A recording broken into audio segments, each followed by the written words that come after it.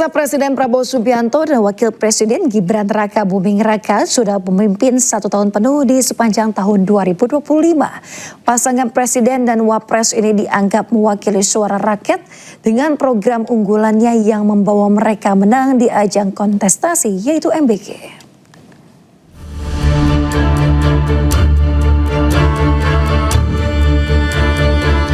2025 akan segera usai. Kinerja pemerintahan Presiden Prabowo Subianto dan Wakil Presiden Gibran Raka Buming Raka pun dievaluasi. Jika kita tarik mundur ke belakang, Pesta Demokrasi Pilpres 2024, pasangan Prabowo Subianto Gibran Raka Buming Raka berhasil memenangkan 96.214.691 suara sah nasional. Hasil ini didapatkan dari 38 provinsi dan 128 panitia pemilihan luar negeri. Dari pengalaman kampanye Prabowo Subianto pada pemilu 2004, 2009, 2014, dan 2019, Prabowo akhirnya meminang Gibran sebagai wakilnya saat pertandingan kontestasi pemilu 2024. Dalam kesempatan ini, Prabowo juga tidak menampik adanya faktor Jokowi efek dalam kesuksesan kampanyenya. Di sisi lain, Gibran juga dipercaya mewakili suara anak muda, di mana para pemilihnya lebih dari 50% suara. Kini, Kabinet Merah Putih sudah 1 tahun memimpin Indonesia. Banyak berbagai program kerakyatan dari Prabowo Gibran yang meluas dan diterima masyarakat. Salah satu program unggulan yang menjadikan Prabowo Gibran menang adalah program Makan Bergizi Gratis atau MBG. Selain MBG, di bawah kepemimpinan Prabowo Gibran juga berupaya memperbaiki infrastruktur, khususnya di wilayah terdepan, terluar, dan tertinggal atau 3T. Namun, apakah program yang dijalankan telah berdampak besar dan bukan statistik semata? Apakah Kabinet Merah Putih yang menggemuk dari kabinet sebelumnya telah memanfaatkan pajak rakyat dengan baik? Mari kita kawal program janji-janji manis Prabowo Gibran agar dapat dievaluasi total.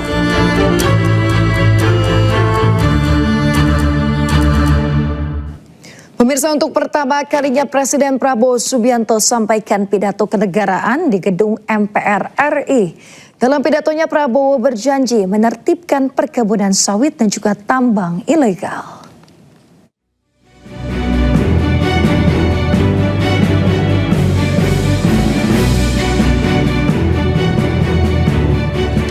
15 Agustus 2025 di Gedung Parlemen, untuk pertama kalinya Presiden Prabowo Subianto menyampaikan pidato kenegaraannya di sidang tahunan MPR. Berdiri di mimbar yang sama saat dirinya dilantik sebagai Presiden ke-8, Prabowo menyampaikan keberhasilan selama 299 hari memimpin negeri. Dengan bangga, Prabowo menyebut belum genap setahun memimpin negeri, pemerintah berhasil menyelamatkan 300 triliun rupiah dari APBN. Kami telah identifikasi dan telah selamatkan 300 triliun uang dari APBN yang kami lihat rawan diselewengkan.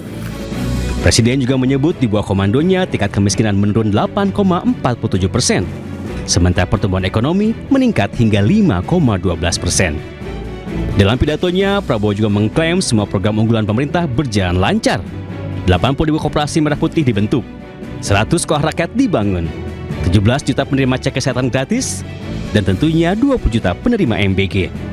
Hasil dari makan bergizi gratis mulai terasa. Angka kehadiran anak di sekolah meningkat. Prestasi anak-anak di sekolah meningkat. Selama 299 hari memimpin, Prabowo juga mengaku telah menguasai kembali 3,1 juta hektar perkebunan sawit ilegal, termasuk berjanji akan menertibkan tambang-tambang ilegal. Potensi kekayaan yang dihasilkan oleh 1063 tambang ilegal ini dilaporkan potensi kerugian negara adalah minimal 300 triliun. Dengan gayanya yang khas, Prabowo juga meminta masyarakat tidak berhenti mengkritiknya, meski mulutnya kadang menyesakkan. Kita butuh kritik, walaupun kadang-kadang kritik itu menyesakkan juga. Di akhir pidato, Prabowo mengajak seluruh rakyat Indonesia bekerjasama membangun bangsa. Tim Liputan iNews melaporkan. Pemirsa, Presiden Prabowo Subianto telah melakukan 4 kali reshuffle Kabinet Merah Putih sepanjang tahun 2025. Reshuffle tak hanya dilakukan untuk posisi menteri dan wakil menteri saja, tetapi juga pergantian terhadap sejumlah kepala lembaga.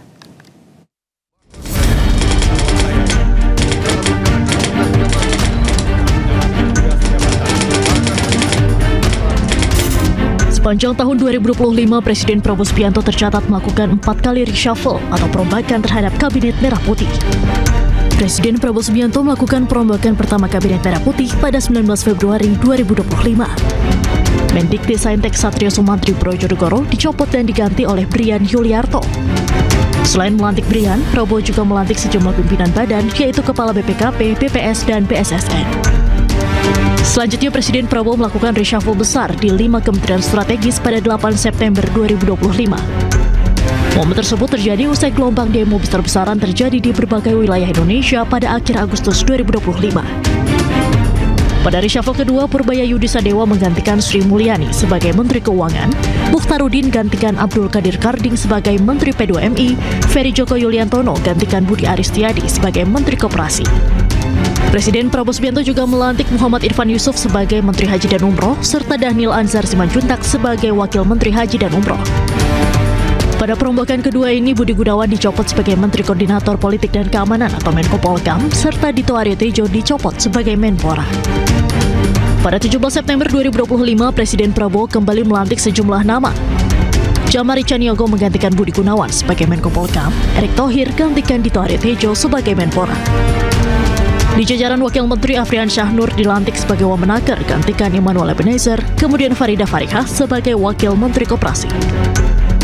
Terakhir pada 8 Oktober 2025, Presiden Prabowo kembali melantik sejumlah pejabat di Kabinet Merah Putih. Antara lain Ahmad Tuyagus sebagai Wamendagri dan Benyamin Paulus Octavianus sebagai Wamenkes. Prabowo juga melantik Duta Besar Negara Sahabat, Asisten Khusus hingga Kepala Badan Pengaturan BUMN. Peringatan Hari Ulang Tahun Kemerdekaan Republik Indonesia tahun ini menjadi momen bersejarah. Untuk pertama kalinya sejak dilantik, Presiden Prabowo memimpin langsung upacara pengibaran bendera merah putih di Istana Negara. Sang merah putih, siap. Laksanakan. Mengenakan pakaian adat Demang Betawi, Presiden Prabowo Subianto untuk pertama kalinya memimpin upacara pengibaran bendera merah putih pada peringatan HUT ke-80 Republik Indonesia di Istana Merdeka Jakarta. Ini menjadi momen perdana bagi Prabowo Subianto memimpin upacara kemerdekaan sejak dilantik sebagai presiden. Dengan hikmat, seluruh tamu undangan mengikuti upacara pengibaran bendera merah putih diiringi lagu Indonesia Raya.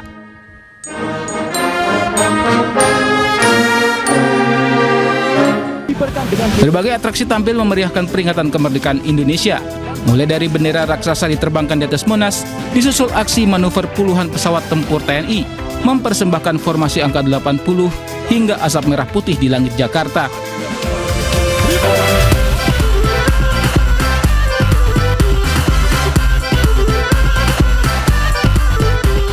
Suasana kian semarak saat tarian pacu jalur ditampilkan. Anak-anak hingga pasukan TNI Polri berjoget membentuk tarian aura farming yang viral di media sosial.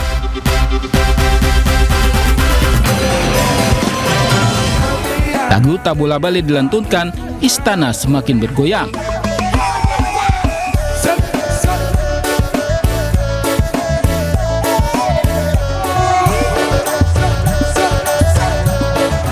Presiden Prabowo tampak ikut berjoget hingga turun dari mimbar, berbaur bersama pejabat dan masyarakat.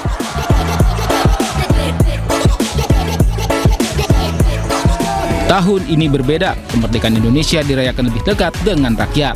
8 dekade kemerdekaan menegaskan langkah bangsa Indonesia. Dengan persatuan sebagai kekuatan, Indonesia terus bergerak maju menuju masa depan yang berdaulat dan sejahtera. Tim Liputan iNews melaporkan. Pemirsa, hingga di penghujung 2025, salah satu isu yang terus mencuat dan masih ramai dibicarakan masyarakat adalah isu dugaan ijazah palsu Jokowi. Menuai sorotan cukup tajam, perkembangan kasus juga diperkirakan akan terus berlanjut di 2026.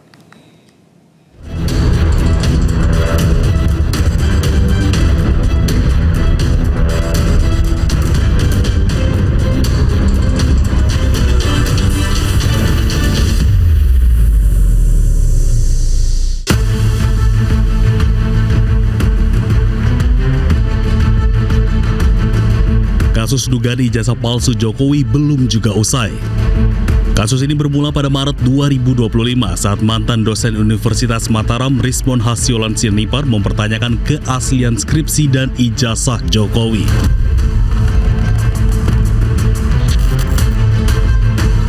Terutama dari penggunaan font Times New Roman yang dianggap tidak lazim digunakan pada awal 1980-an.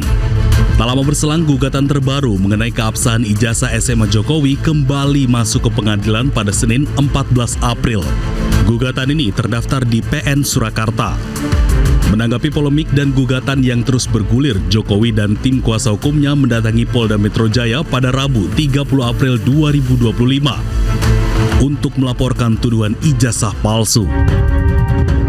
Tuduhan ijazah palsu perlu dibawa ke ranah hukum agar semuanya jelas dan gamblang. Sementara itu, pada 22 Agustus 2025, Rektor Universitas Gadjah Mada Yogyakarta, Ova Emilia, mengeluarkan pernyataan resmi terkait isu ijazah Presiden RI ke-7 Joko Widodo. Ova tegaskan Jokowi merupakan alumni UGM dan pihak kampus telah memberikan ijazah yang sesuai kepada Joko Widodo. Joko Widodo dinyatakan lulus dari UGM pada tanggal 5 November 1985. Dan UGM telah memberikan ijazah yang sesuai dengan ketentuan kepada yang bersangkutan saat diwisuda tanggal 19 November 1985. Setelah sejumlah pemeriksaan dan gelar perkara pada 7 November 2025, Polda Metro Jaya akhirnya menetapkan 8 orang tersangka. Salah satunya Roy Suryo, mantan Menpora itu dituding telah mengedit menyebarkan ijazah palsu Jokowi. Menurut Roy, yang ia lakukan justru melakukan penelitian ilmiah bukan manipulasi data. Selain Roy Suryo, ada 7 orang lainnya yang telah ditetapkan sebagai tersangka dalam kasus tudingan ijazah palsu.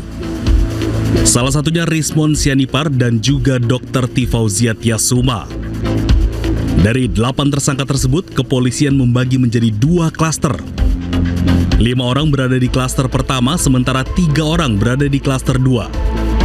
Roy Suryo sendiri berada di klaster 2. Sementara itu, sebagai bentuk perlawanan terhadap penetapan sebagai tersangka, pada 11 November 2025, Roy Suryo menggelar deklarasi Gedung Juang, Jakarta Pusat. Tak mau berlama-lama, pada 13 November 2025, penyidik Polda Metro Jaya memeriksa perdana para tersangka klaster 2, yaitu Roy Suryo, Rismon Sianipar, dan Dr. Tifauzia Tiasuma. Senin 15 Desember 2025, Polda Metro Jaya melakukan gelar perkara khusus ijazah Jokowi.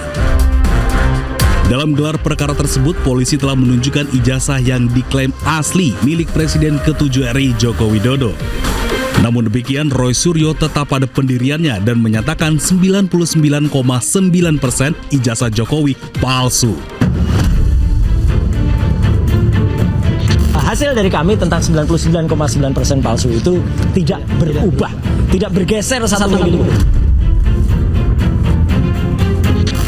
Ya, bahkan sampai the last minute, kami akhirnya sama seperti klaster 1 tadi, dipertunjukkan sebuah barang yang diklaim itu adalah ijazah asli, katanya ijazah analog dari seorang yang namanya Joko Widodo.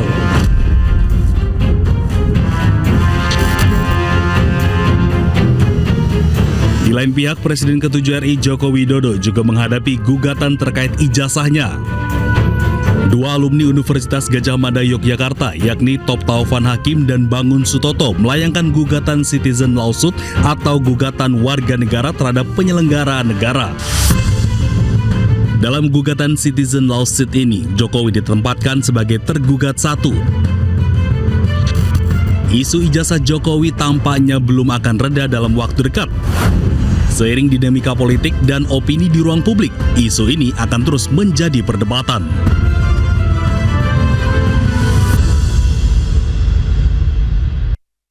Sidang lanjutan gugatan ijazah melalui mekanisme citizen lawsuit terhadap Presiden ke-7 Republik Indonesia Joko Widodo kembali digelar di Pengadilan Negeri Surakarta.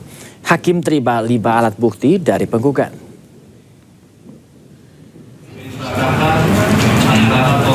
Dalam sidang majelis hakim menerima 5 alat bukti dari penggugat. Sidang beragenda pembuktian penggugat dipimpin Ketua Majelis Hakim Ahmad Satibi dengan anggota Aris Gunawan dan Lulik Kumoro, pemirsa. Dalam persidangan, Ahmad Satibi melakukan analisis dan pencocokan terhadap 33 alat bukti yang diajukan penggugat. Dari hasil pemeriksaan, tidak seluruh bukti dinyatakan lengkap dan sah. Ia juga menegaskan daftar alat bukti perlu diperbaiki, terutama terkait bukti ijazah yang dinilai masih terdapat perbedaan. Majelis hakim kemudian menunda sidang dan menjadwalkan persidangan lanjutan pada Selasa pekan depan dengan agenda pembuktian dari para penggugat. Nah, saat ini tibalah saatnya penggugat menyampaikan bukti-bukti berupa surat. Nah, surat-surat sebagaimana dimaksud terdiri atas 33 jenis. Nah, setelah kami lakukan penelitian secara seksama ketika diberi kesempatan oleh majelis hakim, tidak semuanya valid. Beberapa alat bukti kami itu dinilai tidak valid karena itu asli. Misalkan buku alumni, kami takut kalau dikirim paket dari Bogor ke sini ternyata hilang. Kan tidak mungkin diproduksi lagi karena itu cetakan tahun 88. Kemudian yang kedua juga ijazah Insinyur Bambang yang lulus tahun 85. Kan tidak mungkin kalau ijazah yang asli tiba-tiba dihadirkan di sini ternyata hilang. Nah, Pak Jokowi aja yang menunjukkan kepada teman-teman media aja nggak boleh pegang, nggak boleh ngotret kok. Nah, ini jasa asli. Tapi kami menilai ada nilai-nilai wise, nilai-nilai bijak, nilai-nilai objektif dari majelis hakim apa nanti bisa disusulkan ya. Jadi tidak ada yang salah dengan